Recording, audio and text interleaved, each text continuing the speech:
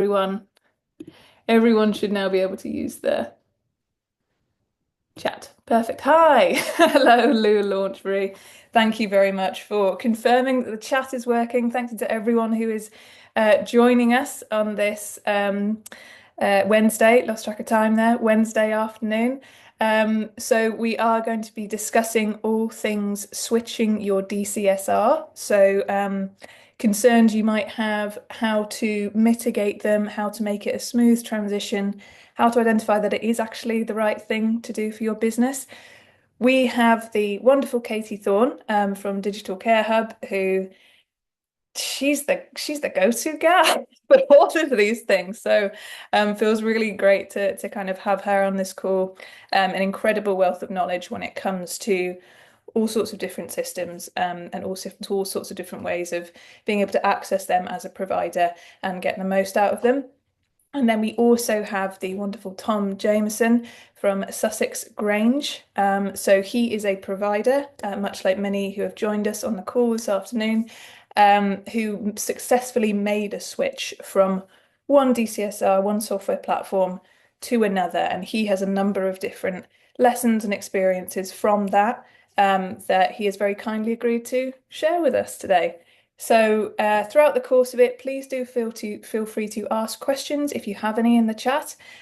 We might not get to all of them over the course of this, but we'll do our best to kind of cover enough as we go along, so you've got the answers that you need. And anything that we don't get to, we will be publishing a blog post after this that will hopefully cover a few more of those questions. Moment to breathe. There we go. So without much further ado, I think it is time for us to kick off properly. Firstly, Katie, could I ask you to just sort of introduce yourself and say a little bit about what you do and your expertise? Yeah, of course. Hi, everybody. Really nice to be here. I promise I didn't pay Lucy to say really nice things about me as part of her intro spiel. So I'm Katie Thorn. I'm the digital projects lead at Digital Care Hub. If you haven't heard from us before, we provide free advice and guidance to adult social care providers in England on anything to do with technology, data protection, and cybersecurity. And Tom, please take it away. Who are you?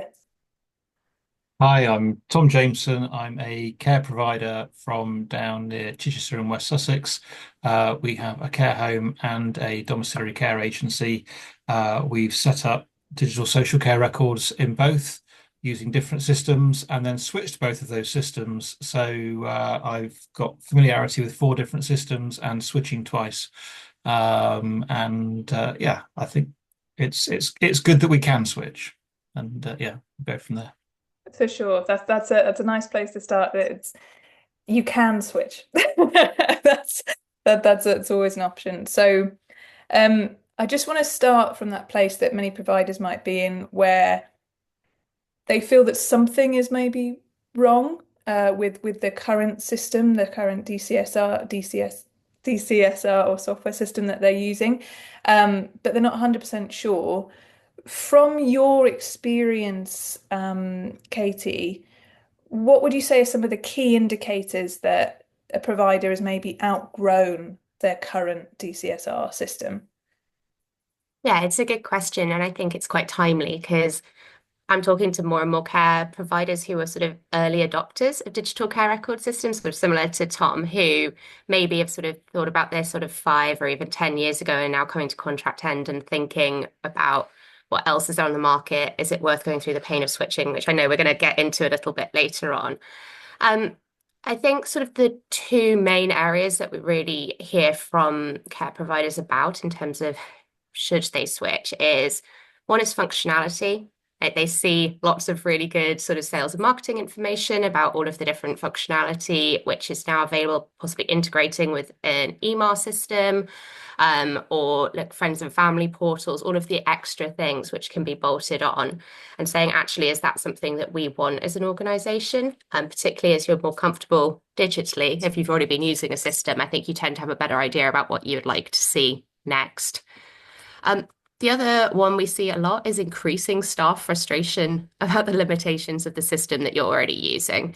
So, that we know some members of staff don't always like using digital systems, but there is a difference with people who are actually have always been happily using the system, getting more and more frustrated with its limitations. And I think that for me would be the biggest indicator that there's something clearly not working right for you anymore with the software system that you're using. Absolutely. I mean, Tom, does that resonate with you? Like, what were some of the early signs that you felt that the system where you were using wasn't working for you? I think it, as I say, we've switched from two systems to two different systems, so it's been different each time. But I think functionality to some degree, although so one of the systems that we had was actually, I think, functionally quite good, but its reliability was poor, and they were ratcheting up the costs constantly as well as the prices constantly.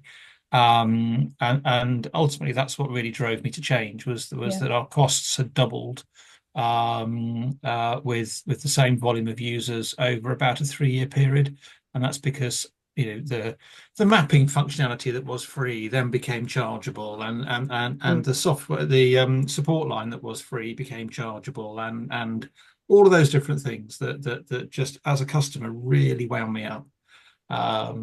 So yeah, I voted with my feet, and I'm very glad I did.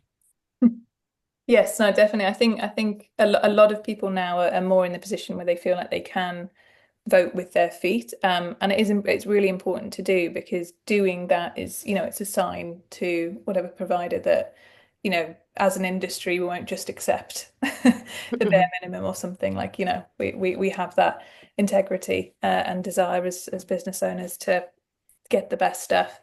Um, I had a question around sort of what are some ways that you could potentially evaluate? So like we have these kind of signs that it's not working, but what are some simple ways that you might be able to evaluate if the current system is keeping pace with kind of regulatory requirements? Because that in itself is quite a big thing to make sure it gets right.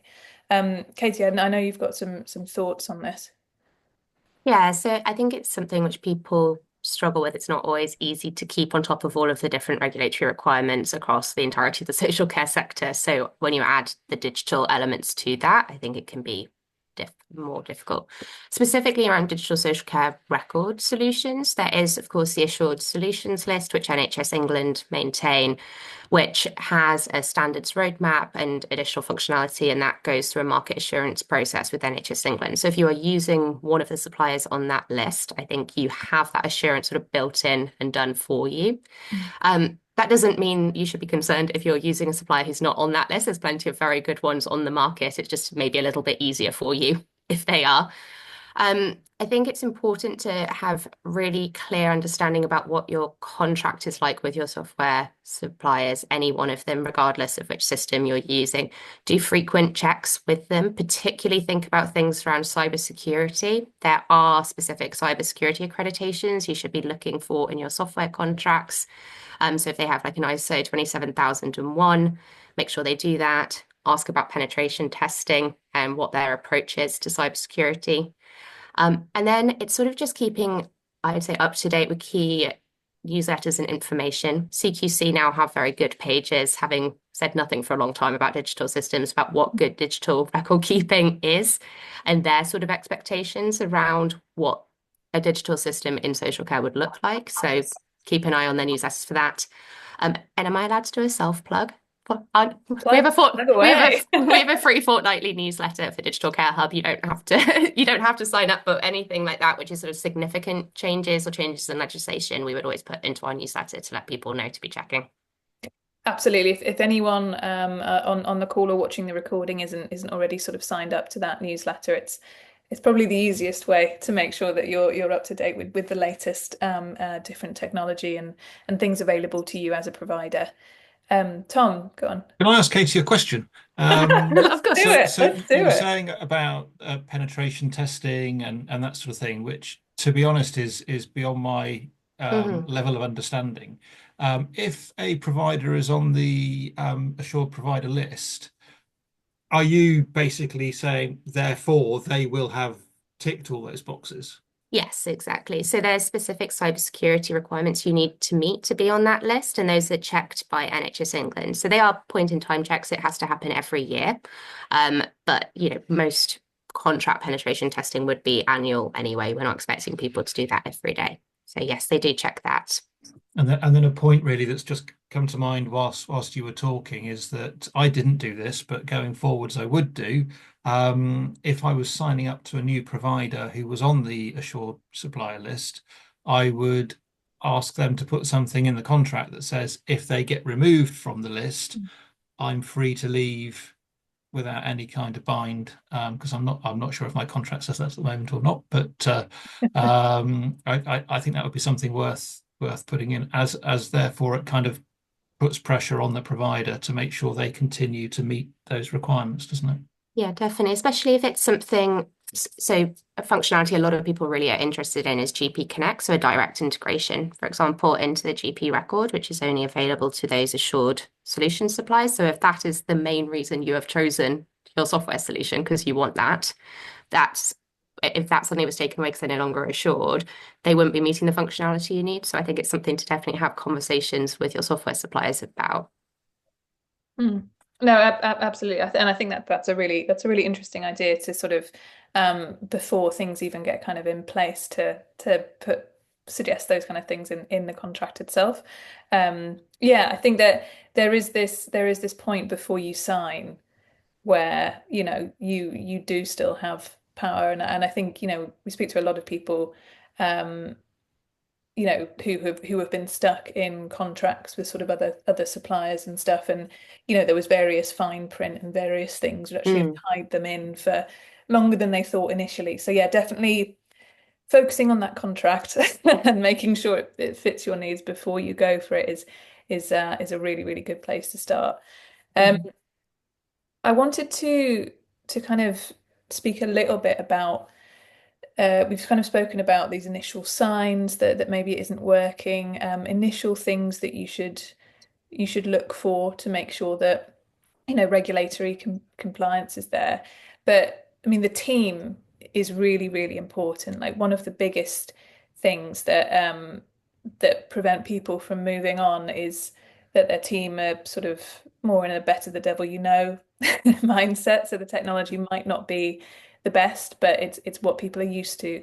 If it's worked for them since it was put in, and they don't want to go through the stress of training on new software and setting everything up. Um, Tom, from your experience, what would you say is the best way to maybe introduce the idea of changing, switching a system to people who within the team? I think involve the team all the Yeah. way down the line. So if you've got issues with your existing, we're talking specifically, aren't we, about people going from one digital provider to another rather than from paper to digital today? Is that Yeah, so pretty today is much? about that switch. I mean, a Yeah. lot of it irrelevant, So, obviously, on either side. so I think if you're going from one provider to another, I'm kind of assuming that you have grumbles about your existing provider, probably at every level, to be honest. So listen to what those concerns are, and then basically it's change management, isn't it? Ask what solutions they might see, and suggest your own solutions. Switching to another provider will be one of those solutions.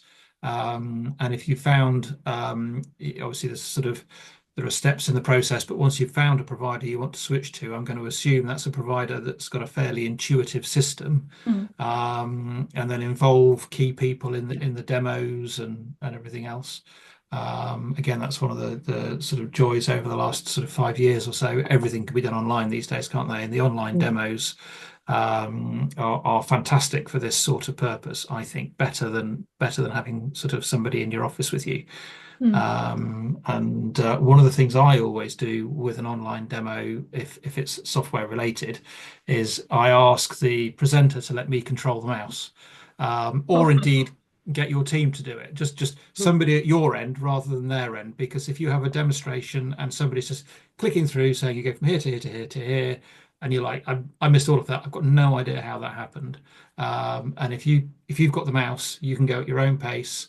I found that really helpful, and I think if the team, in answering your specific question, let the team either control the mouse or say, actually, Tom, can you go and click over there, or whatever. It gives you a much more gives much more involvement in the whole demonstration process. And I think that that sort of thing will help. A lot of the carers are going to be working on mobile phones, um, and the demonstration should be able to show you what that's like as well. So yeah, I think it's just involving the team all the way through, basically. Key Katie, do you have stuff. anything to add on that? I mean, that is the key, isn't it? I mean, I would absolutely agree with that. We always recommend having the team involved there. The people are going to be using it every day. Definitely test on mobile as well if you possibly can. If you have really, yeah, I know it can sometimes be harder, and I know in home care it's hard to get people into an office, but particularly if you have somebody who is bit negative about this sort of change generally, involving them in the early decision-making process is the best way to get buy-in, because if they're happy about the options, then, everybody else is going to kind of come on board much more quickly. Um, and I just saw in the chat from Lou as well. I think Mhm. this is a great idea. And also, hi Lou, it always does great work. But she says it's about creating newsletters to support staff and keep people involved. Don't just have one meeting, tell them it's going to happen, and then no updates from you. I think you really need to keep that momentum going as much as possible, so people are excited about what's going to happen and feel involved in all of the decision. Yeah, I think you've got to put yourself in the shoes of people who are going to be using it, as you said, the people who are Mhm. going to be using it every day. When things come from a top-down perspective, if you're not able to get that kind of buy-in and confidence in it, it's going to be so much harder, and it probably won't end up working out long run. So no, that change management side of things is really important, not just for this, but for any major aspect of business change. Um, Say that you had sort of, you're working at kind of getting the team involved and the people who are going to be using it the most. Uh, Obviously, you might be in a position where it's just you who's got the final say on it. You might be the decision maker, but what can you kind of do to get buy-in from, say, it's a large organization, from sort of senior leadership when proposing a big change? So obviously, it might come with a cost. It might come with like big disruptions, that sort of thing. What are some of the common reasons they might object? And then how can you mitigate some of those common reasons? Um, oh, Well, if somebody was coming to me with a proposal, um, cost as against value would be the one of the key deciding factors for me. And I mean, as I said earlier, I left one of my previous providers because their costs were astronomically high. So actually, that was a reduction in costs. So most head offices will be very happy about that. And actually, if the product is also a better product, then that's just a win-win at that level. If you are going from a lower cost to a higher cost provider, then I think you have a very good case that the value of what's being delivered, in terms of either saving carer time or reducing risk of medication errors, or all those different things, yeah, are going to be other factors that people will obviously respond to, I would say.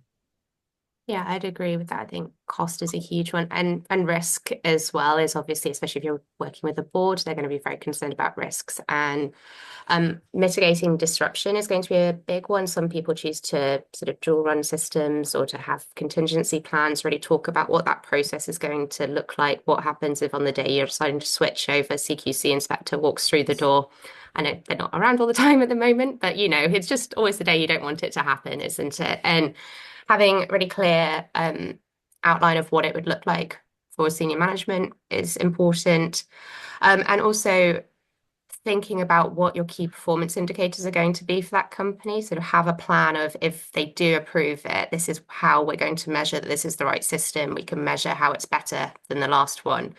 And kind of think a little bit strategically about what you're doing. I tend to find it's the most convincing with more senior people who are not necessarily going to be using the system every day themselves.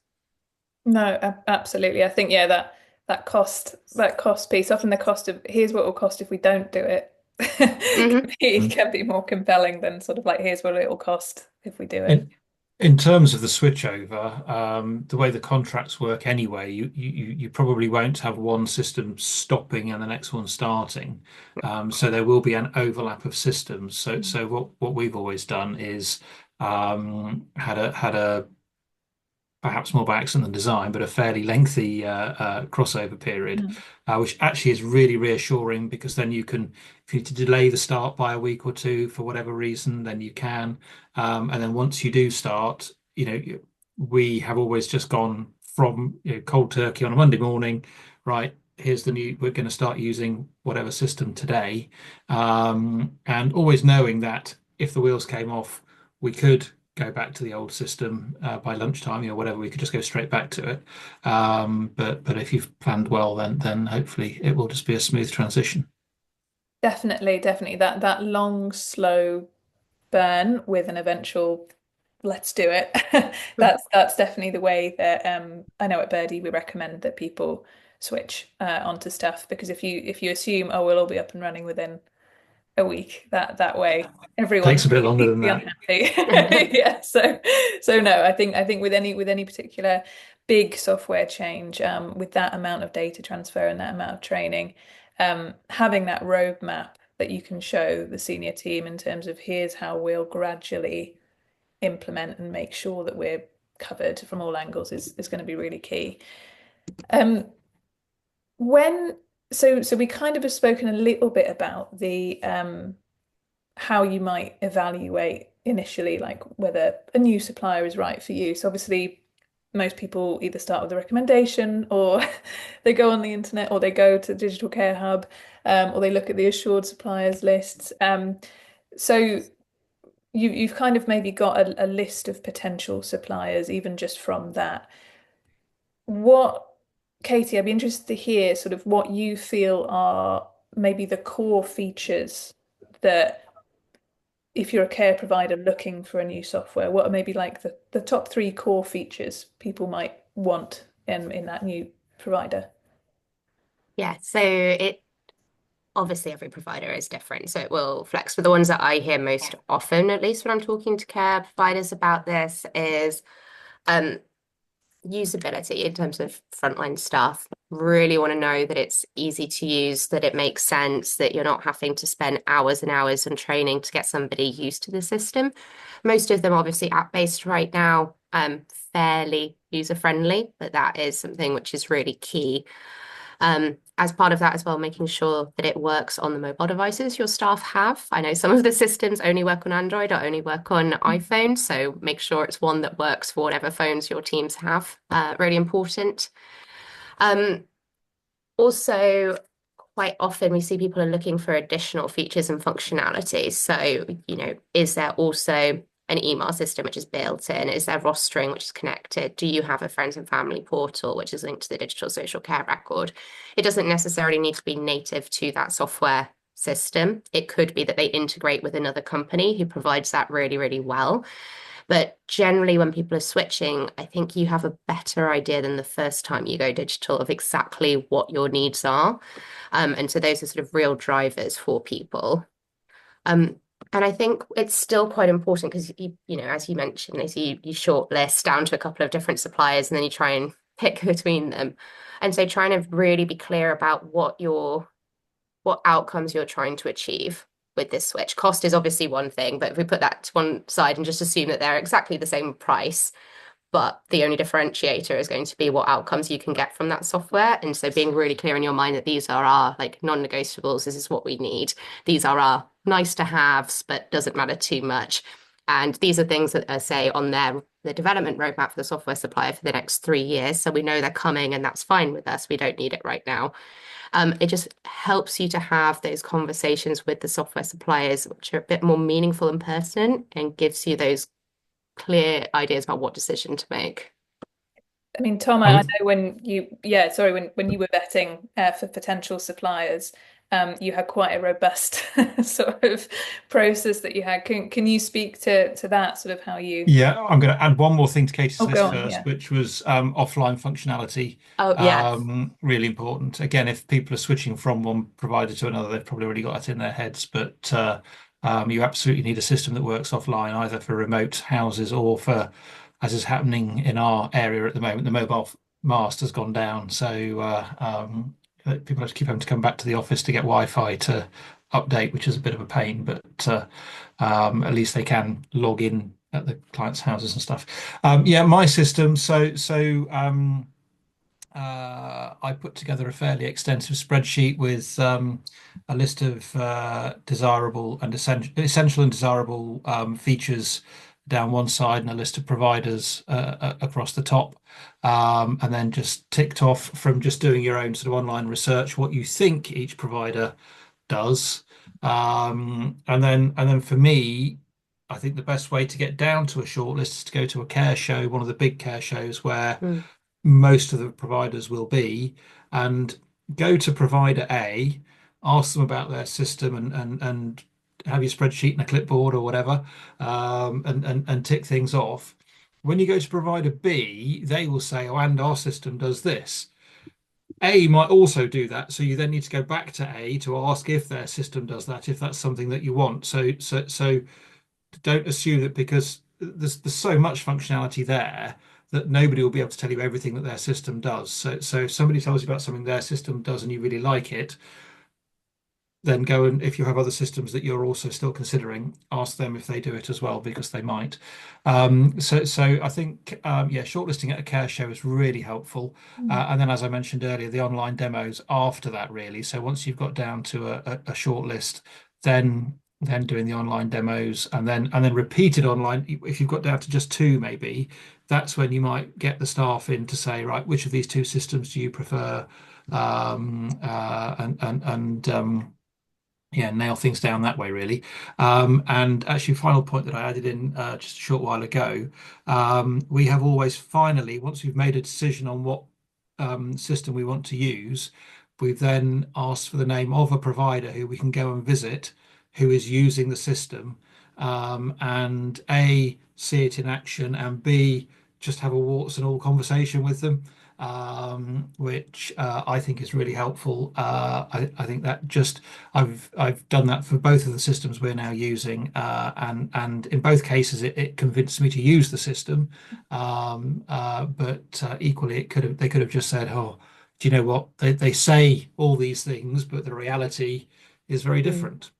So I think that's the ultimate test is to actually speak to somebody using the system and ideally visit them.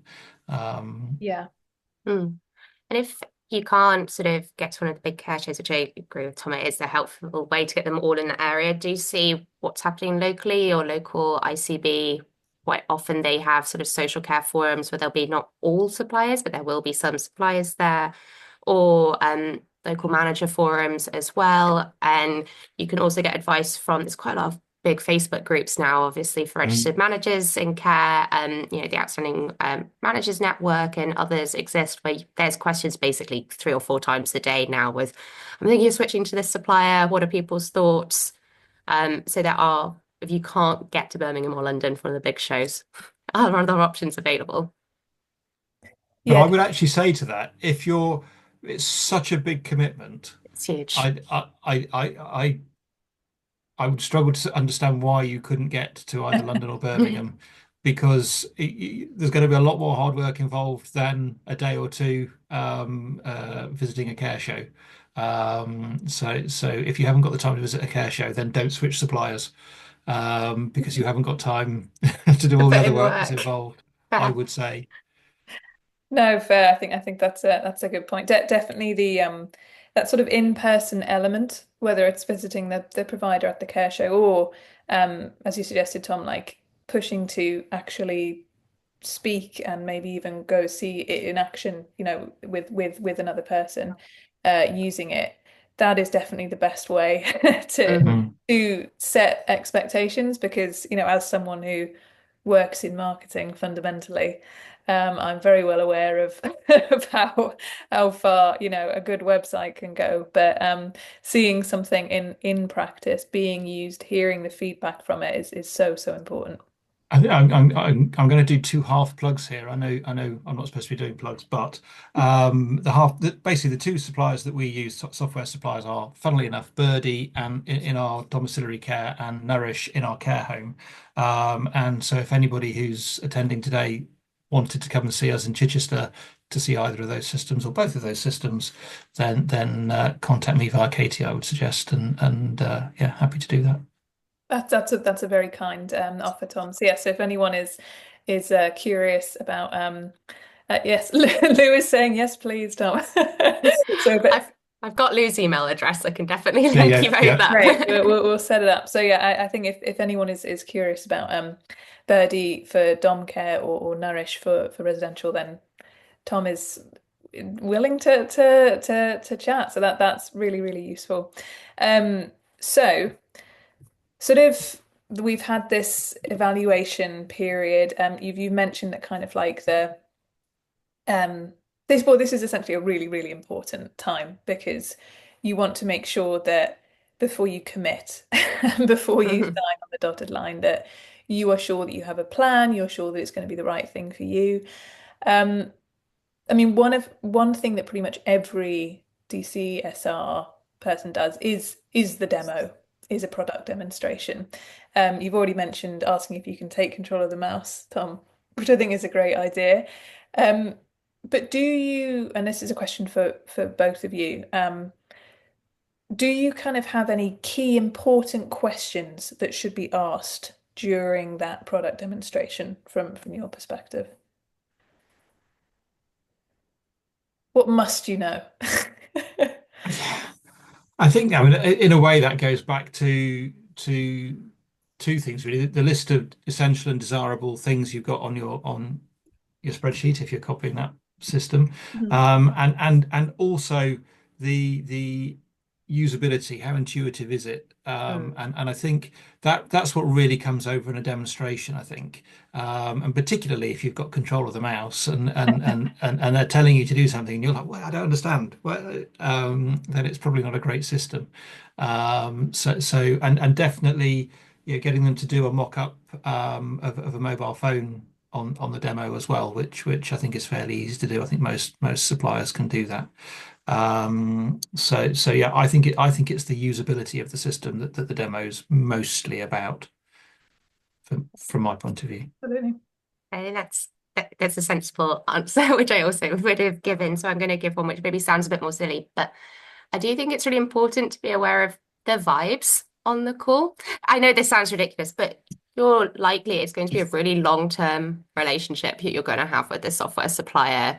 Talking 3 to 5 years, you're going to have to work together quite closely. You're going to have to have a lot of implementation time spent in all of this. So it's important that it's a company you feel you can work with and that they're taking you seriously. You don't want to be rushed through a demo because they've got, another 10 lined up that day and they don't have time to answer your questions.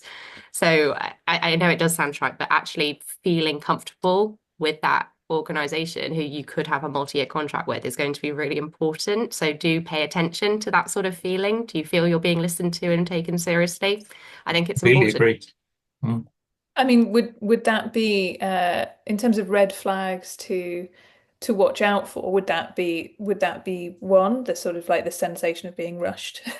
Yeah, absolutely. If you feel like you're being rushed, if you feel people are just over-promising, like, oh yeah, absolutely, we can do that, absolutely, you can do that, and don't actually follow through by showing you that that is a thing that is possible. It kind of feels like I appreciate quite a lot of the companies out there now are very large and do have many customers, but we do really personalized care and social care. There is a level of personalization you're going to need within your system, and you should feel that that's a conversation you can have with your software suppliers at the end of the day. Otherwise, you're just sort of a cog in a machine and you're not really going to hear anything from them. You're not going to have anybody who can support with the specific needs of your organization. And if your initial sales call can't give you that, I would suggest that that possibly is something that you will also get when you move into a contract. No, definitely. Tom, are there any other sort of red flags during a demo that you'd would immediately put your alarm bells ringing. I think that's a really good one. And I guess actually the other one is if they haven't got the demo package very well set up. Because I've sat through too many demos where they say, oh, and then you can, oh, that's not working at the moment on the demo, but it is working in the real thing. Well, really? What? Why? What? This the whole point of a demonstration is to show me how your system works, and you can't tell me the demonstration doesn't work, but the system does. I mean, you can tell me that, but it's not very helpful. So yeah, I think if they try and claim that it's just the demo that's glitching and the real thing is fine, I would again have a pretty big suspicion that maybe the real thing isn't that great either. Right. No, I can imagine. Um, I think one thing that always uh, comes up because of the nature of kind of the industry, and this is just something I've heard from sort of different providers and stuff through Flock or through Birdie, um, is making sure that the support and training is there. So Yeah. that what's your current support response time? Like what's the number of support inquiries that are successfully solved? How long does it take for them to get solved? That sort of thing, like almost that indicates Yeah, aftercare, maybe. yeah, I think I certainly I agree with that in principle, and I'm almost going back to Katie's vibe on that one because one of my previous providers, which is a very big company that was on the Assure So provider off the list tip of your tongue. but was taken off, Sure. were shockers for if you raised I don't know what they called it now. If you had an issue or a concern, you contacted them about it. They would email you about it, and then 12 hours later, they would just send you an email saying, "We've heard nothing back. This is resolved." Tick. And so on their system, it's resolved. Right. So their Oh, interesting. statistics might show that 99% of issues are resolved within 12 hours. But actually, you're just too busy firefighting the problem that you're actually dealing with, which is what you called them about, and so haven't responded to their email straight away. And so it certainly isn't resolved. And you're still trying to sort out the weekend rota at 6 o'clock on a Friday evening. Fair enough. So yeah, I think be careful of statistics when it comes to Focus on vibe. Be wary of statistics. No, that's yeah, I think you've probably got to pay attention to both, but yeah. no, no. Well, I completely understand that. Um, so I think this is kind of the demo here. Now we have the kind of parts of right. We've gone for it. We've decided to choose this particular platform. Um, there's kind of two initial parts to this that worry people. One is the change management. So like the timelines around that contingency plan that you mentioned. And then the other one is the data compliance and transfer, and that is a big source of sort of anxiety for businesses. To look at the first one around that change management planning, obviously like it's dependent on size, but Mm. from your perspective, Tom, when you're implementing it, what timeline would you say is genuinely realistic for implementing a new software? Ages. Ages. Approximately ages. Um, we're relatively small, so our care home is only 20 beds, and our domiciliary care is about 600 hours a week. Both of those transitioning was still quite a big piece of work. It felt like a very big piece of work. But obviously, if you're 5 or 10 times bigger than that, it's going to be at least 5 or 10 times more work, if not more than that in a way.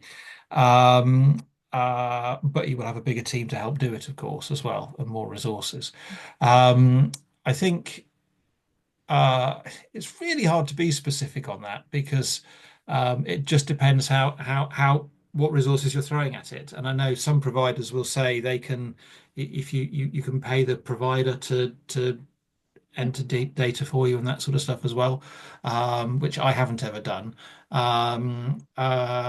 I would say it's not really answering your question, but something to bear in mind is that there's not a lot of scope to copy and paste. Most of it has to be rewritten one way or another because the wording of the questions is just subtly different. I can't think of a great example, but instead of asking, one question might be, how does client A like to wash in the morning, and they might give a multi-choice of 4 or 5 different things. Whereas the new system might just have a free text box or whatever. I don't know. It's really hard to think of specifics, but the systems are just they do a very similar thing, but they do it in such different ways that you almost have to re-enter all the data for each client.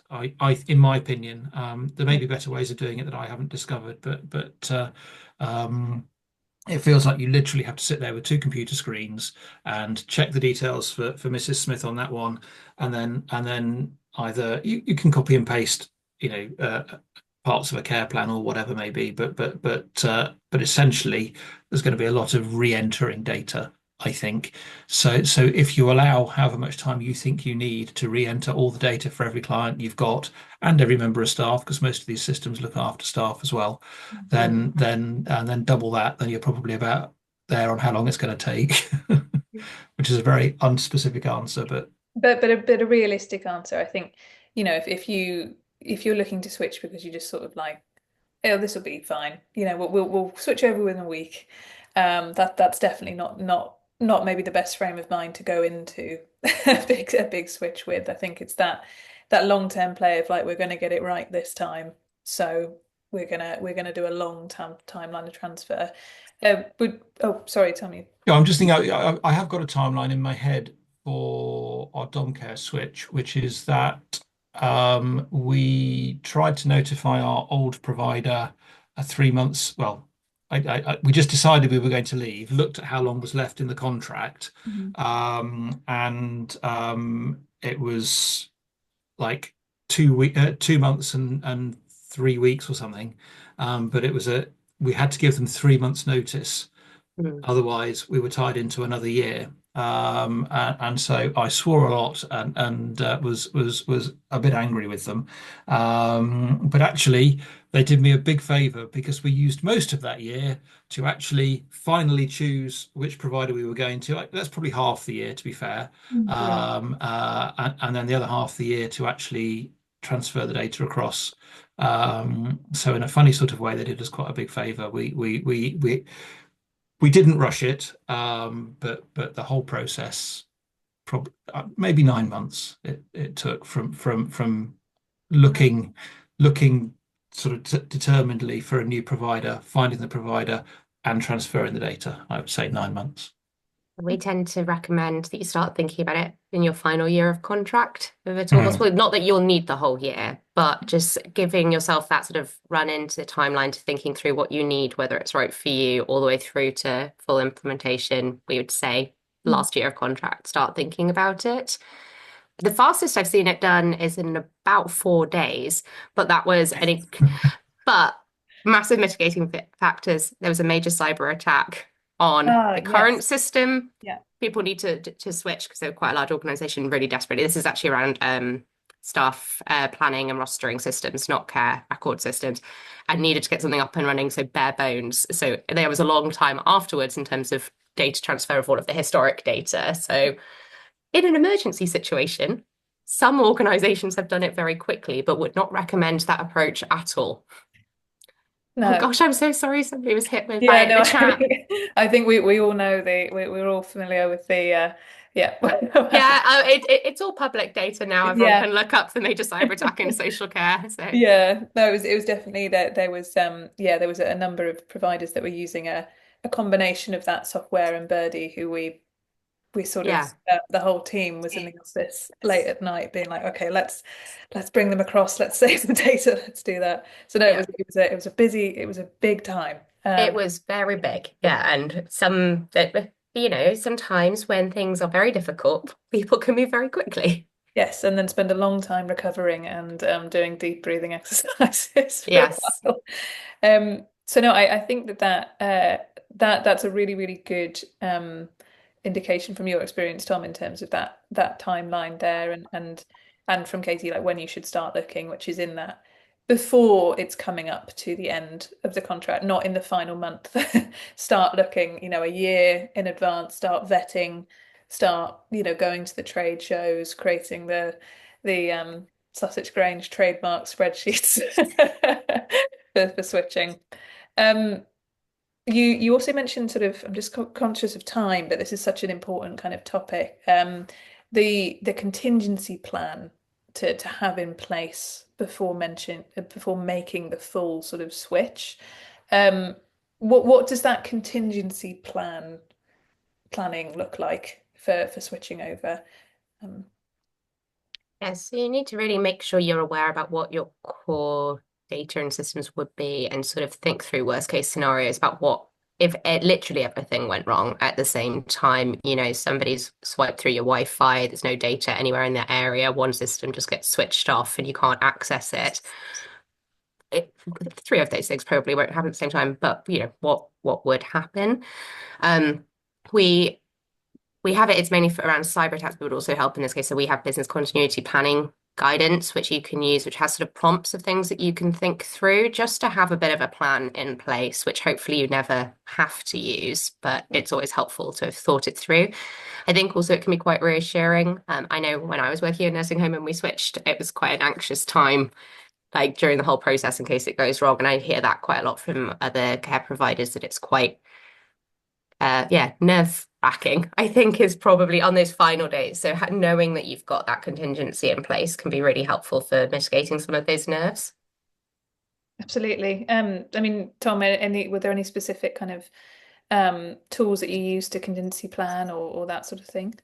In terms of the switchover, as I say, we had the overlap. Yeah. Yeah. So that's pretty much your contingency plan. And going forwards, again, more serendipitously than clever planning, but by having a different system in the care home and the community care, we've kind of got a bit of resilience there. If one system goes down, we could potentially piggyback off the other one, sort of literally next day, start that going.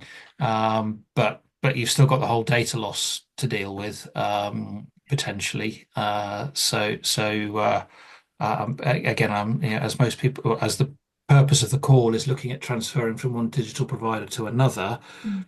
hopefully everybody's got some kind of contingency plan anyway for if Mhm. there is a massive data loss. Funnily enough, we had a meeting this morning where we were talking about the cost of we use a local IT company to back up all of our data, um, and it's not massively expensive, but it adds up over the course of a year. And I spoke to another provider who just has a remote online system that does it for him, and it's infinitely cheaper. But we decided to stick with our current one because if the worst happens, then we can phone up Tim and say, this has happened, and he will, not only has he got our data, but he will help us get everything back up and running again. So I think sometimes, having a fabulous looking online system is great, but actually a bit of real person involvement might also be quite valuable. And I would probably be ringing Katie as well if that happened, just to see what advice she had. On a direct line. Yeah. No, fair. I can see that Eleanor has just posted in the chat a link to a Digital Care Hub article on the kind of business continuity planning. So yeah, I'm sure that contains sort of a lot of the suggestions that you both just covered here. So do check that out, and we'll send that in the follow-up email as well for anyone that doesn't have a chance to read it now as the course going on. Yeah. Um, so for that, continuing on that theme of data compliance, I've just got one quick question in, and then I think we've got time for one question afterwards. Time flies when you're talking switching. Um, so this is one which has been quite discussed recently because there's been lots of changes around stuff. How long should you sort of try and maintain access to the old system after switching? Like, is there a legal amount of time that you should still have access to kind of the data from that old system? Hmm. There's There is a legal requirement to maintain records. Depending on the record, it depends how long you would need to keep it. It's generally for care records, 6 years. Staff varies between sort of 12 months, 3 years, and 6 years post-employment. So you need to have that data and to keep it stored. Also check with your insurance companies. A lot of insurance companies want you to keep things for much, much longer. Because insurance companies are risk averse, so of course they do. If you're not certain on exact length of time, you should be storing your digital records. There is the Records Management Code of Practice, which is the only thing which CQC signposts to, and that has your minimum requirements around keeping any kind of care records at all and all of your staff plans. That being said, those records need to be accessible, similar to if you had sort of like an old school paper archive, but they don't need to be there for use at the touch of a button every day. So you don't necessarily need to keep them within your old system. Some software companies do offer like an archive option where you can pay sort of a license fee to them and they will maintain your old data. Quite often they will provide you with all of your data in a CSV file. So which you can then open with Excel. It depends obviously how comfortable you are with CSV files in Excel, with how easy that is for you to navigate. And this is again one of those conversations you need to be having very early on around that sort of before. I'd say one of the earliest conversations you should be having with your current software supplier before you make that switch is what that process looks like. I know people have some very negative experiences around all of this, which I'm sure might be touched on. But yeah, just from a strict legal thing, make sure whatever format it's in, you're meeting the Records Management Code of Practice timelines as a minimum. And I will put them in the chat as well. Thank you. Yeah, I mean, Tom, I know that this was one of the things when we had an initial discussion was maybe one of the key things you would make sure in choosing a new supplier that you were able to access that. I mean, um, yeah, would you say that has been quite important for you, that realization of the data access? Yeah, I think, I mean, thankfully, this is now very much one of the features of the assured provider list, I think, isn't it? Is Yeah. is is guaranteeing access to your own data if you leave a company.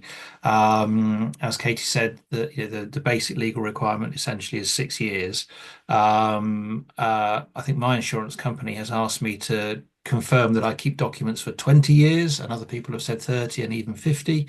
And I can't remember if it was the three of us talking the other day, but we had a conversation where somebody was saying they think that comes from children's homes. Mm. Yes, I think Um, so. which kind of makes some sense, but very annoying that your insurance company just applies it to any care provider across the board. And do you tick yes and then just hope that if if That push comes to shove, your children and your grandchildren can carry on the great data storage yeah. from. Yeah, I mean it's a bit crazy, isn't it? And the CSV files, I guess they're just a harsh reality. I mean, one of the providers that we left, the one that I was talking about earlier, that was overpriced and unreliable. I won't name them, but I will say they wouldn't give us access to our data. Oh. Um, without making life extremely difficult. And we kind of got there in the end, but had to get support from Katie and the digital social care team to achieve that. So when you are choosing a provider, one of your essential criteria should be that they actually make it as easy as possible for you to get to leave them. Because by definition, if they make it easy for you to leave, then they'll be making it attractive for you to stay. Yeah, I think that's a real important point. Name and shame, yeah. Well, as I say, they wouldn't give me access, so that's probably Um, probably the answer to the question. so I mean, yeah, absolutely, and I know that that's something. I think that that's a really valid point as well, and almost goes back to the vibe check of sort of Yeah. if you get tied into increasingly stranger contracts, you should be able to leave if a system isn't working for you, and you should legally have rights to all of your data on request. And so that's something that yeah we feel very strongly at Birdie definitely. So if you did go, we'd be sorry to see you go, but expect all of that very very very quickly after that decision was made. Um, I think we've only got 2 minutes left, which is crazy. Blown by. It's flown by. I'm just trying to I think I've only got one final kind of like question around the sort of DCSR things, and it's for you, Tom, and it isn't specifically about one provider that you would know or whatever, but having gone through the switch, having gone through a big transition with all the timelines and the transfer and all that kind of thing, would you say that it has improved your, it was worth it, Oh, essentially? it was worth it, 100%. The question we talked about before was how has it changed our care delivery? And Yeah. actually, in a way, the actual care delivery is is separate from anything digital in a way. That's all about people. And obviously, what you do want is something that you can, when the carer has delivered their care, they want to be able to record it quickly and move on rather than spending 10 minutes writing in notes or whatever. So I guess another feature to have is where you can dictate notes if you want to, Mm. which quite a lot of our carers do, and produces some quite funny misinterpretation of notes, but you can always work out what it's meant to say. Um, so I don't think it's massively transitioned how we actually deliver our or the care that we deliver. But I mean, one thing I will say about Birdie is I love the Looker reporting system. We get some fantastically detailed and useful reports. Things like this is for domiciliary care, so we can see the average time carer A spends with their clients. So you might go into Mrs. Jones and for a half an hour visit or an hour visit, and she kicks you out after 5 minutes because that's what she wants to do and that's her right. And that would look bad on you, but actually, over the course of a period of time, if carer A is only there for 80% of her visits, whereas carer B is there for 99% or even 105% of the time of her visits, then you start to think, what's the difference and why? So those kind of reports are really helpful. And you can see the same on clients, actually. You can get the same. So if client A always overruns, you might need to do something about that. And equally, if client B always underruns, you should do something about that. Certainly better reporting has been a benefit to us, an unexpected benefit, really. It wasn't something that we particularly signed up for. But yeah, I think good digital social care just it means your whole business is run better, and ultimately then you deliver care better. It may be daunting, but it is worth making a switch to a system that works better for It's I having done you. it a couple of times, I would absolutely I am so glad we did it on both cases. So thank you. I'm going to have to end it there, sadly. I could keep going, but thank you to everyone who has joined us. I hope you found this chat really useful. We will be sending out an email with kind of some of the resources that have been shared in the chat. So if you missed it or if you had to leave, don't worry, you'll still get all the good stuff. And as I mentioned, we'll be creating a blog post, everything. Thank you so much for everyone joining. Thank you so much, Katie. And thank you so much, Thank Tom. you.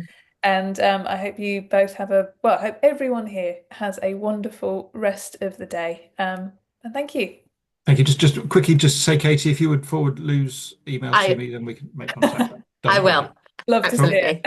Absolutely. Great. Thank you All so right. much. Cheers Thanks. all. Bye. Bye. Thanks. Bye. Bye. Bye.